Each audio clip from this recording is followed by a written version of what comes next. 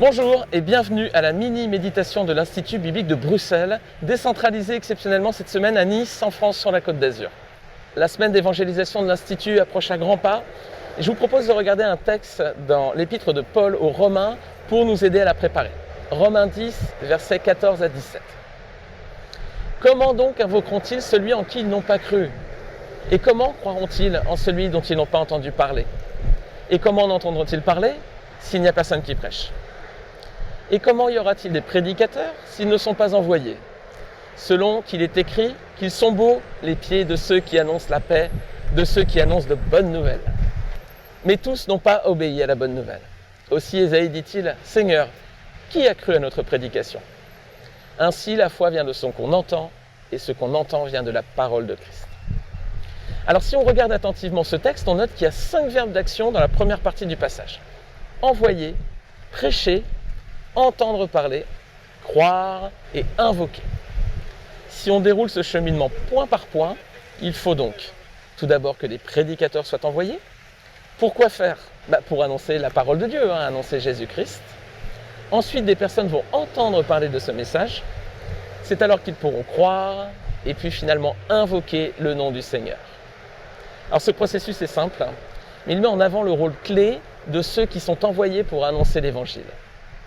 Ceux qui évangélisent servent de point de départ à un parcours en 5 étapes qui peut ensuite conduire un homme incroyant à invoquer le nom du Seigneur.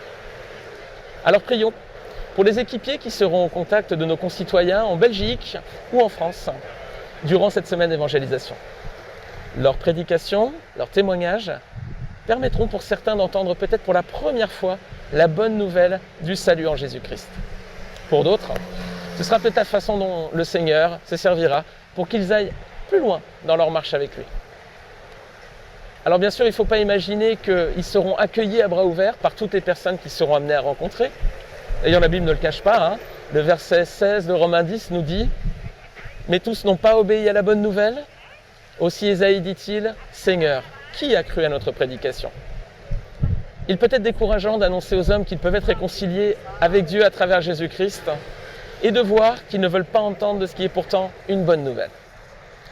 Alors prions, là encore, que notre Seigneur ouvre les cœurs des personnes qui seront approchées durant cette semaine d'évangélisation, qu'ils soient réceptifs au message du salut qui est désormais possible à travers la mort du Fils de Dieu, Jésus-Christ, sur la croix. Enfin, 3e point, le verset 17 de Romains 10 nous explique que c'est la parole de Christ qui, lorsqu'elle est entendue, mène à la foi. Ainsi, la foi vient de ce qu'on entend, et ce qu'on entend vient de la parole de Christ.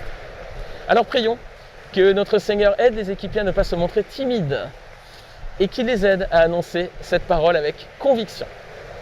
2 Timothée, chapitre 1, verset 7, nous donne cette exhortation. Ce n'est pas un esprit de timidité que Dieu nous a donné, mais un esprit de force, d'amour et de sagesse. Que notre Seigneur donne à chacun d'eux, les amis, un esprit de force, d'amour et de sagesse, afin que la semence qui sera répandue à travers eux, dans nos villes, en Belgique comme en France, durant cette semaine d'évangélisation, soit les prémices d'une grande et belle moisson à la gloire de Dieu. Belle semaine d'évangélisation à tous.